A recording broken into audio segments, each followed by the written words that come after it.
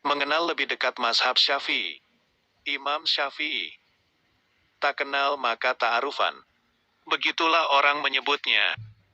Jika ingin tahu seberapa hebat dan dalamnya ilmu suatu mazhab, maka kenali dan pelajarilah ilmu tentang mazhab tersebut. Berikut ini adalah sedikit ulasan mengenai hal-hal yang berkaitan dengan mazhab Syafi'i.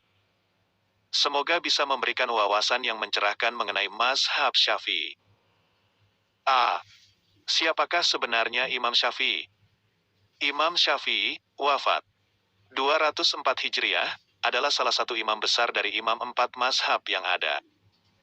Bahkan beliau adalah seorang imam besar yang ahli Al-Quran, ahli hadits, ahli usyul fikih, dan ahli bahasa yang terkemuka di masanya.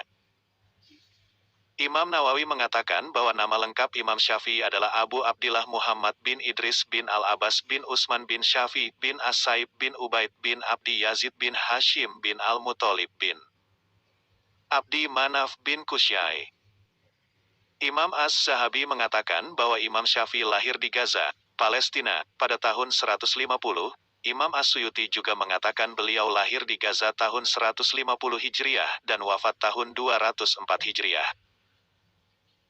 Imam Ibnu Katsir mengatakan bahwa nasab Imam Syafi'i bertemu dengan nasabnya Rasulullah pada Abdi Manaf bin Kusyai.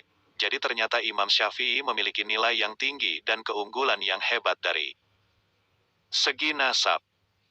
Imam Ibnu Hajar Al-Asqalani mengatakan bahwa Imam Syafi'i ketika berusia 7 tahun sudah hafal Al-Quran. Bahkan tidak hanya sekedar hafal saja, namun juga beliau menguasai ilmu tafsirnya, ulumul Quran dan segala macam ilmu yang terkandung di dalam Al-Quran.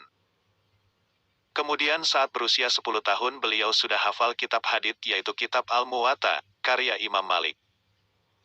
1. Menuntut ilmu ke Bani Hujail. Imam Nawawi mengatakan bahwa Imam Syafi'i awal mulanya belajar bahasa Arab murni yaitu bahasa Arab yang asli dengan tingkat bahasa yang sangat tinggi.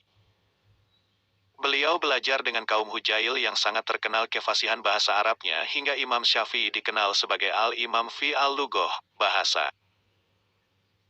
Imam Ibnu Hajar Al-Asqalani mengatakan bahwa Bani Hujail adalah kabilah Arab yang sangat fasih bahasa Arabnya.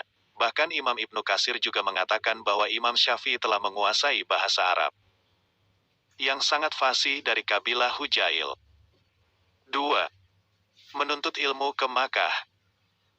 Imam Al-Baihaqi mengatakan bahwa pada mulanya Imam Syafi'i belajar syair Arab dan menguasai kefasihan bahasa Arab dan telah hafal Al-Quran dan hadits di usia 7 tahun sampai usia 10 tahun.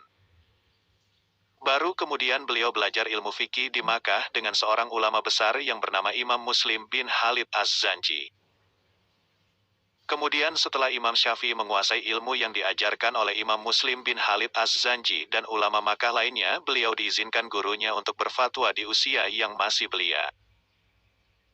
Imam Ibnu Katsir juga mengatakan bahwa Imam Muslim bin Khalid Az-Zanji pernah berkata kepada Imam Syafi'i, "Wahai anak muda, sungguh telah datang masa bagimu untuk berfatwa dalam masalah agama." 3. Menuntut ilmu ke Madinah.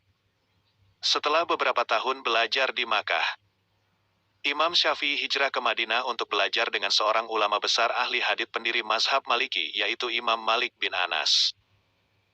Imam Al-Baihaqi mengatakan bahwa dulu Imam Syafi'i pernah berkata, "Saya telah hafal kitab hadits Al-Muwatta karya Imam Malik sebelum bertemu dengannya." Selama tinggal di Madinah, Imam Syafi'i telah menguasai ilmu mazhab Maliki yang dikenal dengan Ahlul Hadits. Hingga akhirnya dikenal di kalangan para ulama bahwa beliau termasuk Ashabu Malik, pengikut mazhab Maliki. 4. Menuntut ilmu ke Irak. Imam Ibnu Hajar Al-Asqalani mengatakan bahwa setelah Imam Syafi'i belajar dan menguasai ilmu mazhab Maliki, beliau pergi ke Irak untuk belajar dengan seorang ulama besar mazhab Hanafi yaitu Imam Muhammad bin Al-Hasan As-Syaibani. Selama beberapa tahun di Irak, Imam Syafi'i menguasai ilmu mazhab Hanafi. Dari sinilah kemudian Imam Syafi'i dikenal sebagai imam besar yang menguasai ilmu dua mazhab besar. Sebab beliau telah menguasai ilmu mazhab Maliki yang terkenal dengan sebutan Ahlul Hadits dan menguasai ilmu mazhab Hanafi yang terkenal dengan sebutan Ahlur Ra'yi. Selanjutnya beliau pergi ke Yaman untuk belajar dengan Yahya bin Husain dan diangkat sebagai mufti dan sekretaris negara. Lalu Imam Syafi'i kembali ke Irak lagi. Beliau juga sempat kembali ke Makkah dan telah menjadi ulama besar untuk mengajar di Makkah.